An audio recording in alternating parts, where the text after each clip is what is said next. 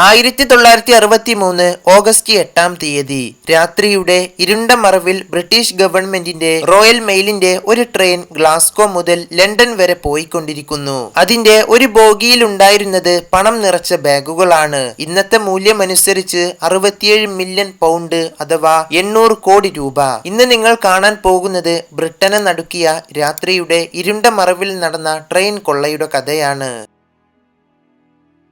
ഇത് കാണുമ്പോൾ നിങ്ങൾക്ക് ഒരുപക്ഷെ ഒരു സിനിമയിലെ കഥ പോലെ തോന്നാം. പക്ഷേ യഥാർത്ഥത്തിൽ കള്ളന്മാർ മാസങ്ങളോളം ആസൂത്രണം ചെയ്ത ഒരു മാസ്റ്റർ പ്ലാൻ ആയിരുന്നു ഇത്. ഇങ്ങനെ ഒരു പദ്ധതി ആരംഭിക്കുന്നത് ലണ്ടനിലുള്ള കുറച്ച് കുറ്റവാളികളായിരുന്നു. ലണ്ടനിലുള്ള ബ്രൂസ് റെയ്നോൾഡ്സ് എന്ന പേരുള്ള ഒരാളായിരുന്നു ഈ പദ്ധതിയുടെ തലപ്പത്തുണ്ടായിരുന്നത്. അയാൾക്ക് മുമ്പ് പറഞ്ഞ റോയൽ മെയിൽ എന്ന ആ ഒരു ട്രെയിനിനുള്ളിലെ ഒരു സീനിയർ സുരക്ഷാ ഉദ്യോഗസ്ഥനിൽ നിന്നാണ് ഈ പറഞ്ഞ പണം കൊണ്ടുപോകുന്ന ആ രഹസ്യ വിവരം ലഭിക്കുന്നത്. ആ ഉദ്യോഗസ്ഥന്റെ യഥാർത്ഥ പേര് ഇന്നും പുറത്തു വന്നിട്ടില്ല.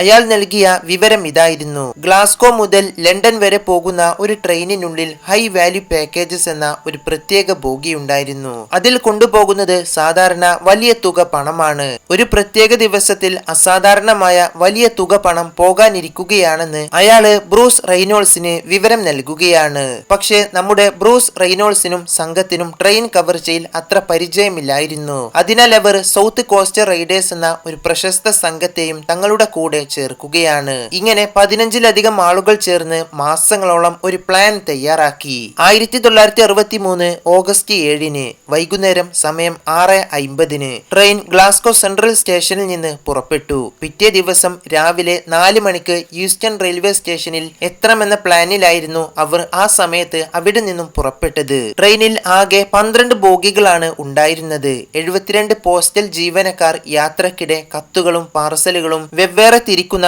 ജോലിയിൽ ഏർപ്പെട്ടിരുന്നു. ട്രെയിൻ പല സ്റ്റേഷനുകളിലും നിർത്താതെ പാർസലുകൾ കൈമാറുന്ന പ്രത്യേക രീതിയിലായിരുന്നു പ്രവർത്തിച്ചത്. ഈ കവർച്ച നടത്തിയ HVP ബോഗി ആദ്യം ഈ ട്രെയിൻ സ്റ്റാർട്ട് ചെയ്ത സമയത്ത് ഇതിനോട് ചേർത്തിരുന്നില്ല.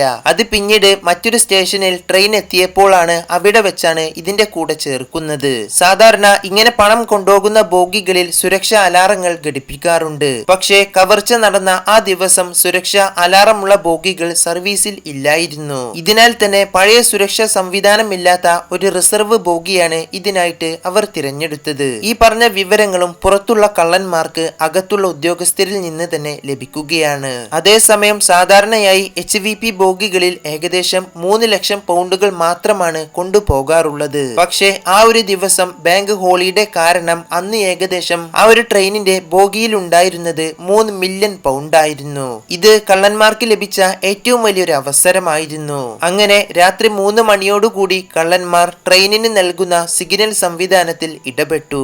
പച്ച നിറത്തിലുള്ള ലൈറ്റ് മറച്ചു വെച്ച് അവിടെ ബാറ്ററിയുടെ സഹായത്തോടു കൂടി ചുവപ്പ് നിറത്തിലുള്ള ലൈറ്റ് ഓൺ ആക്കുകയാണ്. ഇത് കണ്ട ട്രെയിനിലെ ഡ്രൈവർ സിഗ്നൽ ചുവപ്പായി കണ്ടതിനാൽ തന്നെ അവിടെ ട്രെയിൻ നിർത്തുകയാണ്. ഈ സമയം ട്രെയിനിലുണ്ടായിരുന്ന അസിസ്റ്റന്റ് ഡ്രൈവർ തന്റെ ഫോൺ ഉപയോഗിച്ച് സിഗ്നൽമാനെ ബന്ധപ്പെടാൻ ശ്രമിച്ചപ്പോൾ ട്രെയിനിന്റെ ഫോൺ ലൈൻ മുറിച്ചതായി അയാൾ കണ്ടെത്തി. ഈ സമയത്ത് കുറ്റവാളികൾ ഒളിച്ചിരുന്നിടത്ത് നിന്ന് പുറത്തേക്ക് ചാടി ഇരുവരെയും കീഴടക്കി. ട്രെയിനിന്റെ ഉള്ളിൽ നിന്ന് ജാക്ക് മിൽസ് എന്ന പേരുള്ള അയാൾ ഓടിയെത്തിയപ്പോൾ മറ്റൊരു കള്ളൻ ഇരുമ്പ് ദണ്ടുകൊണ്ട് അദ്ദേഹത്തിന്റെ തലയിലേക്ക് അടിച്ചു. മറ്റു ചില കള്ളന്മാർ ട്രെയിനിന്റെ എഞ്ചിനും ആദ്യ 2 ബോഗികളും തമ്മിൽ വേർതിരിപ്പിച്ചു. ട്രെയിൻ മുഴുവനായി തന്നെ മറ്റൊരു സ്ഥലത്തേക്ക് കൊണ്ടുപോകാനായിരുന്നു അവരുടെ പദ്ധതി. ഏകദേശം അവിടെ നിന്ന് കൃത്യമായി 1 കിലോമീറ്റർ അകലെയുള്ള ഒരു പാലത്തിനടുത്ത് ട്രക്കുകൾ തയ്യാറാക്കി അവർ നിർത്തിയിരുന്നു. പക്ഷേ അവിടെയും ഒരു പ്രശ്നമുണ്ടായിരുന്നു. അവർ ഒപ്പം കൊണ്ടുവന്ന റിട്ടയർഡ് ട്രെയിൻ ഡ്രൈവറിന് പുതിയ എഞ്ചിൻ ഓടിക്കാൻ അറിയില്ലായിരുന്നു. ഇതിനാൽ മുമ്പ് പരിക്കേറ്റ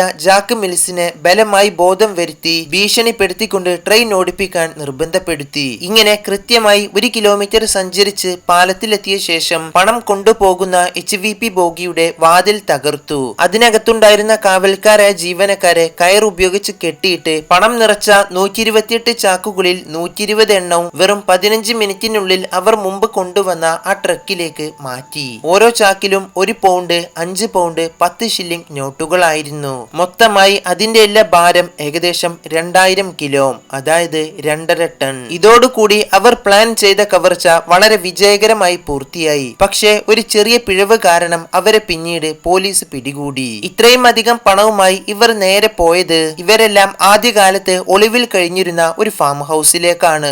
അവിടെ ഇരുന്ന് ഇവരെല്ലാം ഹസൽ നോട്ടുകൾ ഉപയോഗിച്ച് മൊണോപ്പൊളി ഗെയിം കളിക്കുകയാണ്. പക്ഷേ ഇവർ കളി കഴിഞ്ഞ് പോകാൻ നിൽക്കുമ്പോഴും ഇവർ മുമ്പ് കളിച്ച ആ മൊണോപ്പൊളി ഗെയിം ബോർഡിൽ ഇവരുടെ എല്ലാം ഫിംഗർ പ്രിന്റുകൾ പതിഞ്ഞിരുന്നു. കുറച്ച് ദിവസങ്ങൾക്ക് ശേഷം പോലീസ് ആ ഫാം ഹൗസ് കണ്ടെത്തി. അവിടെ നിന്ന് ചാക്കുകൾ, മെയിൽ സാധനങ്ങൾ, പെയിന്റ് ചെയ്ത കുറച്ച് ട്രക്കുകൾ എന്നിവയെല്ലാം കണ്ടെത്തി. ഏറ്റവും പ്രധാനമായി അവർ കളിച്ച മൊണോപ്പൊളി ഗെയിം കാർഡിൽ നിന്നുള്ള വിരലടയാളങ്ങൾ സ്കോട്ട്ലാൻഡിലുള്ള കുറച്ച് കുറ്റവാളികളുമായി അവരുടെ ഫിംഗർ പ്രിന്റ് താരതമ്യം ചെയ്തു നോക്കിയപ്പോൾ ഏറെക്കുറെ അത് ശരിയാവുകയാണ്. അങ്ങനെ ഏതാനും ദിവസങ്ങൾക്കുള്ളിൽ 15 പേരിൽ 14 പേരെയും പോലീസ് അറസ്റ്റ് ചെയ്തു. എന്നാൽ ട്രെയിനിനുള്ളിൽ നിന്ന് രഹസ്യ വിവരങ്ങൾ നൽകി അവരെ സഹായിച്ച റോയൽ മെയിലിന്റെ ആ ഉദ്യോഗസ്ഥന്റെ യഥാർത്ഥ പേര് ഇന്നേ വരെ പോലീസിനും FBI-ക്കും കണ്ടെത്താനായിട്ടില്ല. കോടതി ഈ സംഭവത്തെ നൂറ്റാണ്ടിലെ ഏറ്റവും വലിയ ട്രെയിൻ കവർച്ച എന്ന് വിശേഷിപ്പിച്ചു.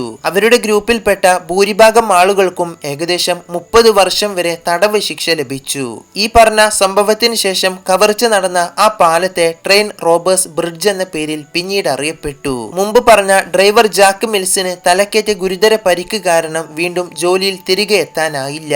സംഭവത്തിന്റെ മാനസികാഘാതത്തിൽ അദ്ദേഹം 7 വർഷത്തിന് ശേഷം പിന്നീട് മരണപ്പെട്ടു. പക്ഷേ ആ 15ാമത്തെ ആളെ FBI-യും പോലീസും നിരന്തരം 5 വർഷം ബ്രിട്ടൻ എന്ന രാജ്യം അരിച്ചു പെറുക്കിയിട്ടും കണ്ടെത്താനായില്ല. ഇതുപോലുള്ള റോബറി കഥ ആദ്യമായിട്ടാണ് നമ്മുടെ ചാനലിൽ ചെയ്യുന്നത്. സോ ഇത്തരത്തിലുള്ള കഥകൾ നിങ്ങൾക്ക് ഇഷ്ടമാണെങ്കിൽ തുടർന്നും ഇതുപോലുള്ള കഥകൾ നമുക്ക് ചെയ്യാം. അപ്പോൾ എന്നത്തെയും പോലെ വീഡിയോ കണ്ടപ്പോൾ നിങ്ങൾക്ക് തോന്നിയ അഭിപ്രായങ്ങളെല്ലാം ഒന്ന് കമന്റ് ചെയ്യുക. അപ്പോൾ അടുത്തൊരു ഇൻട്രസ്റ്റിംഗ് ആയിട്ടുള്ള വീഡിയോയുമായി കാണാം.